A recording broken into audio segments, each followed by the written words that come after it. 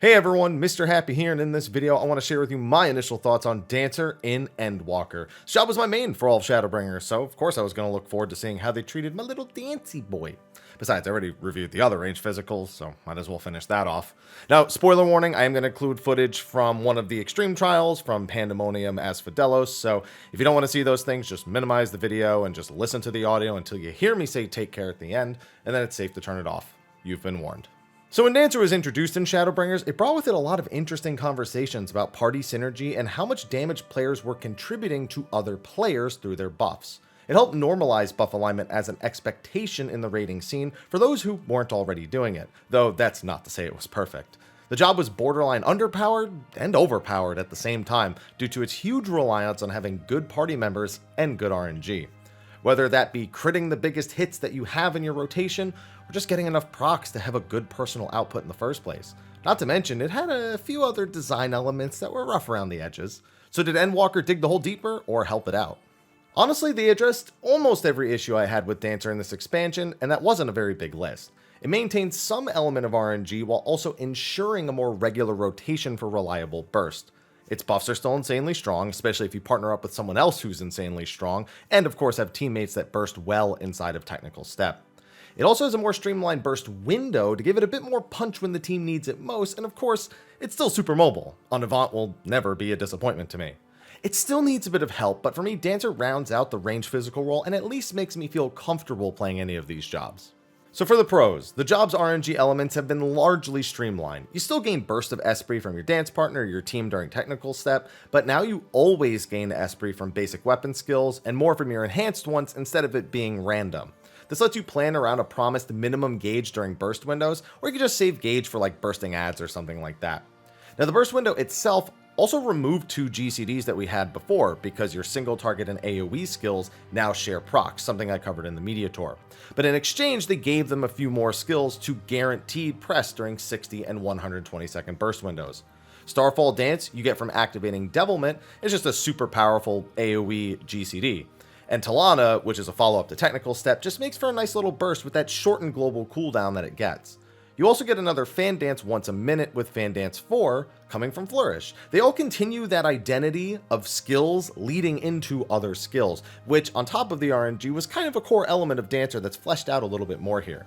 Speaking more on their buffs as well, Dancer is one of the few jobs I feel in the game right now that is kind of freeform in a sense that if you need to move buff windows around, the job really doesn't change at all. You know, a lot of jobs, if you have to adjust to 4.5 minutes for pots or 5 minutes or 7 minutes, honestly, it just kind of throws off your entire game. When something is designed around 60 and 120 seconds, any break on that can be kind of rough for certain jobs. I know I especially feel that way on Bard if I have to pop my buffs at 5 minutes during Ballad instead of 4 minutes when I normally would do it. On Dancer though, you just don't press technical step, you don't press Devilment, and then you wait until you're supposed to do that and you're good. So it's a really flexible job in that regard. The job also still has solid utility. On top of its damage buff, it has Curing Waltz, which is, yes, really good for assisting healers, and I enjoy impressing them. There's always that healer that notices you using Curing Waltz, and they're just like, I see you. We used to plan around it in Ultimates if there was tons of back-to-back damage, even in Savages. It's just really good for those kind of things.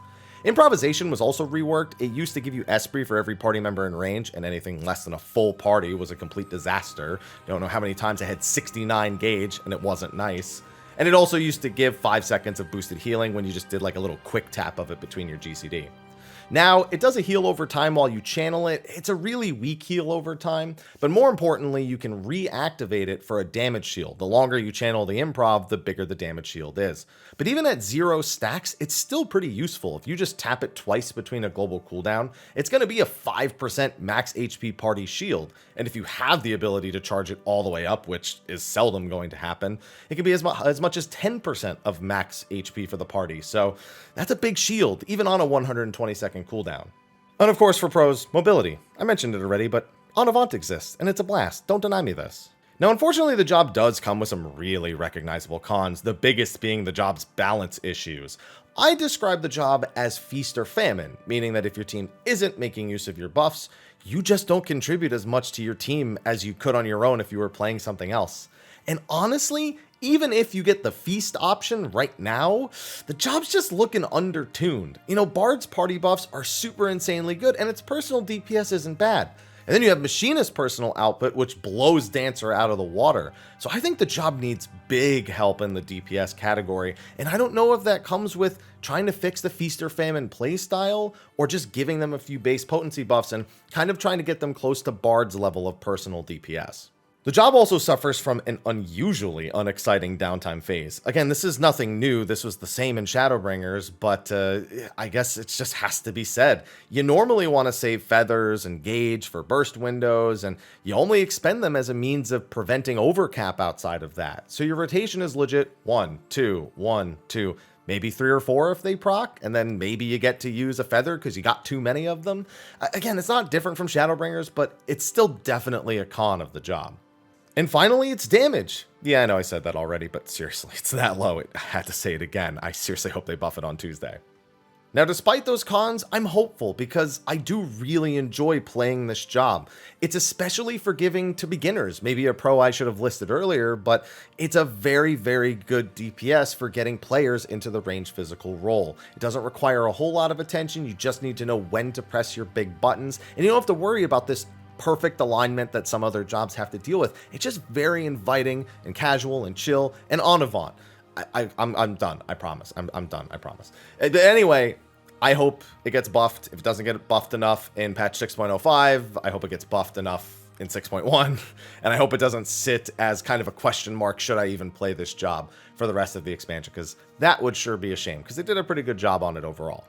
With that, that's going to be a wrap for my thoughts on Dancer. Now, with Savage coming out, it might be a little bit before I get to some of the other job thoughts. Dragoon was looking like it was going to be next, but I sincerely doubt I'm going to finish that before Savage releases. So please be on the lookout for that. Of course, once I get through all the jobs, we'll start working on the Versus series. And of course, as job changes come out, I may have to update these thoughts on these individual jobs. But anyway, thanks for watching. I'll see all of you in the next video. And until then, take care.